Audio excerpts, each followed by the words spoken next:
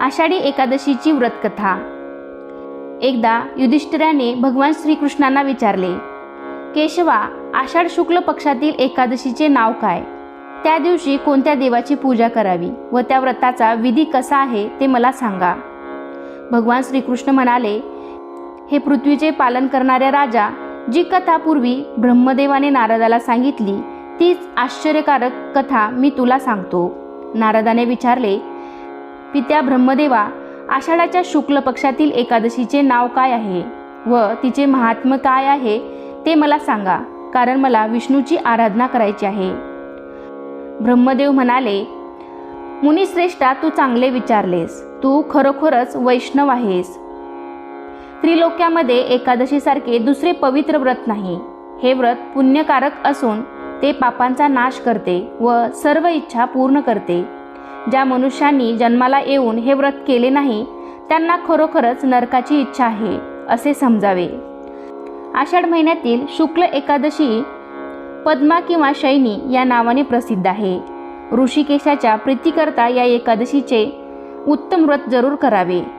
आता मी तुला या एकादशीची पुराणातील कथा सांगतो। ही कथा फक्त ऐकल्यानेही महापापाचा नाश होतो।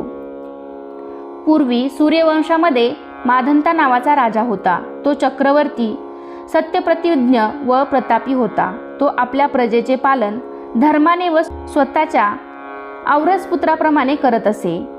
त्याच्या राज्यात कधीही दुष्काळ पडत नसे व कोणालाही कसल्याच आदिव्याधी नव्हत्या। त्या राजाच्या कोषागारात अन्यायाने मिळवलेले धन थोडे सुद्धा नव्हते। तो अशा प्रकारे राज्य करत असताना पुष्कळ वर्ष लोटली। एकदा राजाच्या पूर्वजन्माच्या पापामुळे त्याच्या राज्यात 3 वर्ष पाऊस पडलाच नाही। त्यामुळे सर्व प्रजाजन वैतागले व भुकेने आर्त झाले। राज्यात धान्य अजिबात नसल्यामुळे देवयज्ञ, पितृयज्ञ, अग्निहोत्रे व वेदाध्ययन हे सर्व बंद पडले। तेव्हा सर्व प्रजाजन राजाकडे आले आणि म्हणाले, राजा, प्रजेला हिताचे ठरेल असे आमचे बोलणे ऐक। पुराणामध्ये पंडितांनी पाण्याला नारा असे म्हटले आहे। तेथे पाण्यातच राहण्याचे भगवंताचे घर आयन आहे, म्हणून तर भगवंतांना नारायण असे म्हणतात। नारायण सर्वांच्या हृदयात राहतो। हा भगवान विष्णू पर्जन्य रूपच आहे। पर्जन्याची वृष्टी तोच करतो।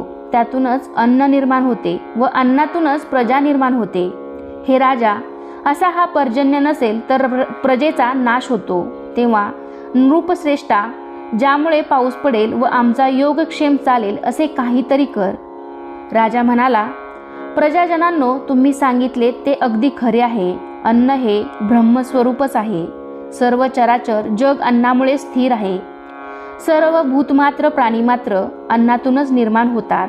जगाचे जीवन अन्नावरच चालते। पुरातन व लोकांच्या तोंडून मी असे ऐकले आहे की राजाच्या अन्नचरामुळेच प्रजाजनांचे दुःख भोगावे लागते। मी सूक्ष्म बुद्धीने विचार करीत आहे। मी काही पाप केल्याचे मला आढळले नाही, तरीही प्रजाजनांचे हित व्हावे म्हणून मी सर्व प्रयत्न करीन। राजाने असा विचार केला आणि विधात्याला नमस्कार करून व बरोबर मोठे सैन्य घेऊन तो गहन वनात गेला। तेथे तप करणाऱ्या श्रेष्ठ मुनींच्या आश्रमांना त्याने भेटी दिल्या। त्यावेळी त्याला ब्रह्मदेवाचा मानसपुत्र असलेला अंगिरा ऋषी दिसला। त्याच्या तेजाने दाही दिशा उजळल्या होत्या। तो जणू दुसरा ब्रह्मदेवच आहे असे वाटत होते। त्या ऋषीला पाहून मांधाता राजाला आनंद झाला। तो रथातून उतरून त्याच्या पुढे हात जोडून एखाद्या सेवकाप्रमाणे उभा राहिला। त्या ऋषीने राजाला आशीर्वाद देऊन त्याचे अभिनंदन केले व राज्यातील राजा, प्रधान, मित्र भांडार, देश, किल्ले व सेना या राज्याच्या 7 अंगाविषयी कुशल विचारले। राजाने स्वतःचे कुशल निवेदन करून ऋषीचे कुशल विचारले। नंतर ऋषीने राजाला इकडे वनात येण्याचे कारण विचारले।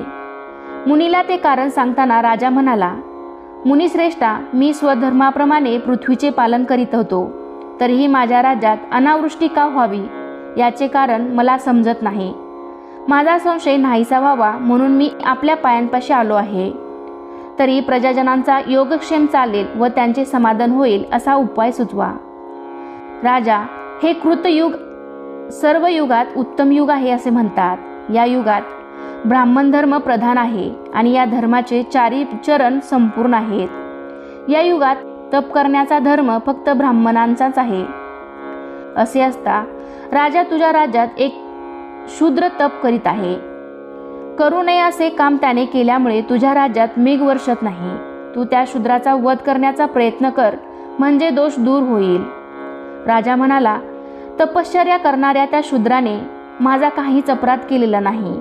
तो निरपराध असताना मी त्याला मारणार नाही. तरी दुष्काळ नाहीसा होण्यासाठी मला एखादा धार्मिक उपाय सांगा. ऋषी म्हणाले, राजा, असे असेल तर तू आषाढ शुक्ल पक्षातील पद्मा नावाच्या एकादशीचे व्रत कर. या व्रताच्या प्रभावाने तुझ्या राज्यात निश्चितपणे उत्तम वृष्टी होईल. ही एकादशी सर्व सिद्धी देणारी आहे व सर्व उपद्रवांचा नाश करणारी आहे. राजा, तू आपल्या परिवारासह व प्रजाजनासह या एकादशीचे व्रत कर. मुनींचे हे म्हणणे ऐकून राजा घरी परतला. आषाढ महिना आल्यावर त्याने पद्मा म्हणजेच शयनी एकादशीचे व्रत केले. ब्राह्मण, वैश्य, शूद्र या चारी वर्णांच्या प्रजाजनांनीही हे व्रत केले. राजा त्या सर्वांनी असे व्रत करताच मेघांनी वर्षा सुरू केली. सर्व पृथ्वी जलाने भरून गेली व थोड्या दिवसातच शेते पिकांनी शोभू लागली. ऋषिकेशाच्या प्रसादाने सर्व लोकांना सौख्य लाभले. याकरिता पद्मा एकादशीचे हे उत्तम व्रत अवश्य करावे. हे व्रत ऐश्वर्य व मुक्ती देणारे व सर्वांना सुखदायक आहे. या एकादशीचे महात्म्य वाचल्याने किंवा ऐकल्यामुळे मनुष्य सर्व पापातून मुक्त होतो. याप्रमाणे ब्रह्मांड पुराणातील पद्मा एकादशीचे महात्म्य संपूर्ण झाले.